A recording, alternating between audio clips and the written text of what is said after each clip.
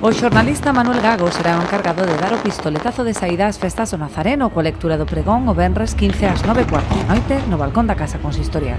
É un acto inaugural e que, bueno, ten un matiz histórico e queremos que os veciños da Pobra do Caramañal pois, tamén coñezcan un pouco toda esa historia que lle vai a permitir pois, ter amplios coñecementos sobre un pouco o culto ao Nazareno, non? E Manolo Gago pois, é esa figura que o vai a facer moi ben, que sabedes todos que coñece moitísimo a historia da Pobra e é a persona máis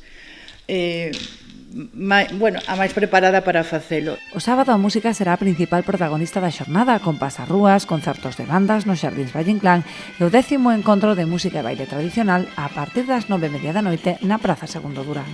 Celebrarase tamén unha Holy Party e a Festa da Escuma. Aínda que, sen dúbida, a cita máis agardada e multitudinaria será a Procesión das Mortallas, na que miles de fiéis amosarán a súa devoción polo Nazareno nesta cita de gran valor histórico. Unha procesión que hai documentación que a remite incluso á época irmandiña, ou sea, a mediados do século XV. En concreto, esta orixe tan antiga, sobre todo, é da procesión das mortallas.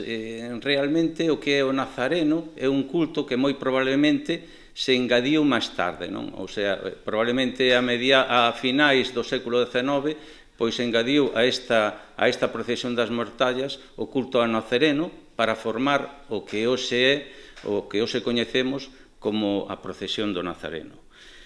Estas características tan excepcionais pois foron os que realmente fixeron que fora declarada, como fai un pouco señalou Patricia, festa de interese turístico galego. E isto fai que se convirta en un evento multitudinario. O luns 18 as celebracións chegan á súa fin co gran espectáculo de fogos artificiais e acuáticos.